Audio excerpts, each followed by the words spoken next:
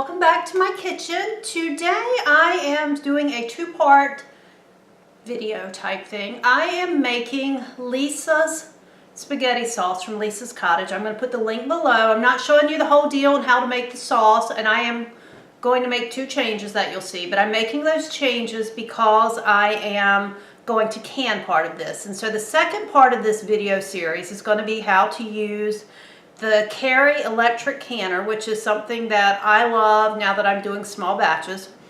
So I'm going to do 5 pints of canned sauce, and I want to walk you guys through that. I have, for the changes, just so you'll know, I am not going to include butter because I don't really want to put butter in my canned sauce. I will add some when I finish the serving product. I'm not going to put the cheese in until I create my finished dish, which I will be showing you in the other part if you've watched the first part of this. Well, I guess this will be the first part. Ignore me. First part of this, which is going to be to make a baked spaghetti dish. And I'm going to use part of her sauce for that. So I will add the cheese and the butter for that. For the actual sauce that I'm canning, no cheese, no butter, and I am not going to add the celery. One of my guests is not crazy about celery. Two, where I'm canning the sauce, celery, sometimes the taste tends to intensify when in canned products, and I just decided to omit it. So anyway, welcome to my kitchen, and I hope you enjoy this. If you do, let me know. Give me a thumbs up, make a comment, tell me if you do any canning or drying or anything like that, to any home preservation of food. And I'm going to get us started. Okay guys, I wanted to show you the ingredients. Like I said, I am using Leesah's recipe as my base. I cannot use possibly some of the exact brands she used, so I'm going with what I know works for me, and forgive the lighting. I am using a jar of the tomato basil pasta sauce from Aldi and 2 jars of the marinara, 2 cans of the tomato sauce, and a large can of the crushed tomatoes. Oh, sorry, didn't turn that the right way. I'm going to use about half to 3/4 of these olives. I really like olives. The lemon juice will be for the second part of this video where I show you how to can part of this sauce. I always add just a little bit for acidity to be safe. Minced garlic, seasoning salt. I just buy the Walmart brand, but you could easily use Lowry's. Some Italian seasoning, and her recipe calls for chili powder. I've never put chili powder in my spaghetti sauce before, but I'm going to try that. I'm going to slice my mushrooms, slice my onion and my bell pepper, and then the first part of this series is going to be the baked spaghetti that I'm making. We're having company come over tonight. I'm going to show you how to make this easy casserole, and I'll serve this with garlic bread and a salad. Keep it really simple, very casual, entertaining. She'll be at work all day, so it'll be a quick, easy pull together, and then we can visit for a little bit before she has to head home. So I'm not going to walk you through making the sauce. I'm going to put a link below for Leesah's channel. Her sauce looks amazing, and she just shows you how to do everything. So I'm going to go slice everything, get all of this stuff going. Oh, you know what, guys? I forgot to take out my ground beef, but I'm going to put 2 pounds of ground beef. She uses about 2.5. And I'm going to get everything going and simmering. I wanted to show you guys this in the pot. I had to move it to my largest pot, and I'm short, but here it is doing its thing. Okay guys, besides our sauce, which we need, and I showed you earlier, we're going to use for our baked spaghetti. We're going to need 2 eggs, 1 cup of milk.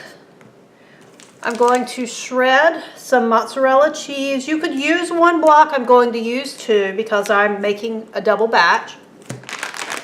Some grated parmesan cheese. I'm going to sprinkle this on top and then mix the mozzarella in. And since I'm making a double batch, I'm going to use the 16 ounces of pasta, spaghetti pasta.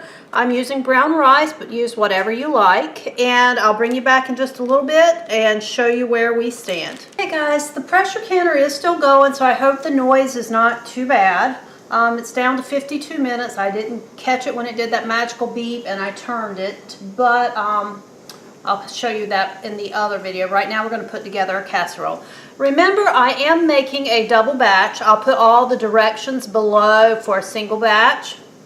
So I've got my 2 eggs in my bowl, and I just lightly whisk them. I'm adding 1 cup of milk. Oh, and there goes my phone, guys. Be right back. So I'm just going to whisk that together a little bit, and I'm going to put about half of my shredded mozzarella in here. Actually, maybe more like 2/3. And at this point, I've already cooked and drained my pasta, so I'm going to add it to this. Sorry, I know I'm blocking the camera. This is a full 16 ounces. You would only need 8 ounces for a single batch. Ooh, some of my noodles clumped together, guys. It happens a lot with this brown rice pasta for some reason. I just cooked them to al dente. While I'm thinking about it, I did spray my baking pans with a little bit of cooking spray. I just did that because I am going to freeze a couple of small, ooh, sorry about the bang, packages of it. So, you can see, I hope, my pans. And I'm just going to put some in each one. I'm kind of making like a homemade TV dinner type thing here. And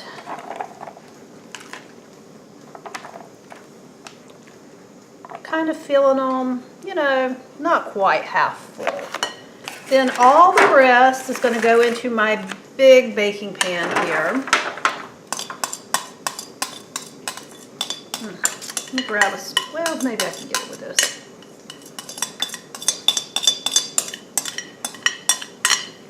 I'm going to spread this out.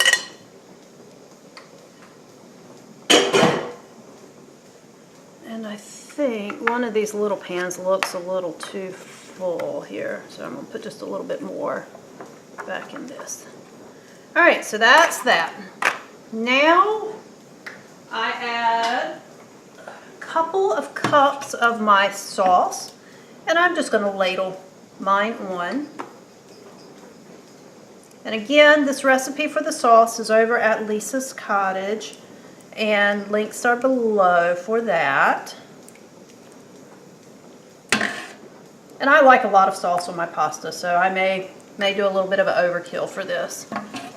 Go ahead and do these small ones while I've got the pot here in my hand. Guys, I am going to have enough sauce to probably can an extra handful of jars this evening, which is good. I'll do that. I won't walk you through the process twice, but I'll do that. This makes a huge batch of sauce. So if you make it, if you're serving a crowd, it's perfect. If you're not, be prepared to either freeze some or put some away, can some like I'm doing. Now I'm just going to divide my cheese again among these. A little bit on each one.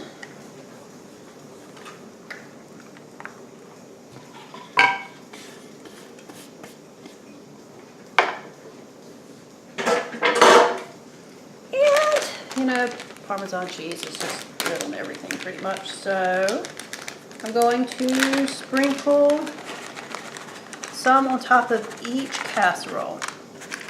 Now I'm actually going to pop mine in the refrigerator cupboard for tonight so that closer to time all I have to do is heat it up. You bake it at, let me double check my recipe, guys.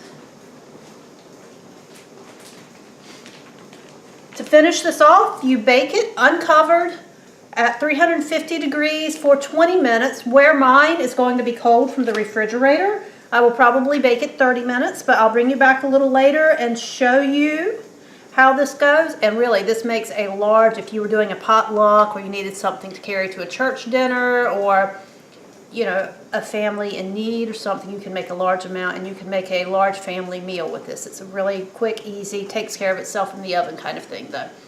So I'll be back later to show you guys how this looks cooked up and what I serve it with. And if you get a chance, please do check out the other video about how to can this sauce.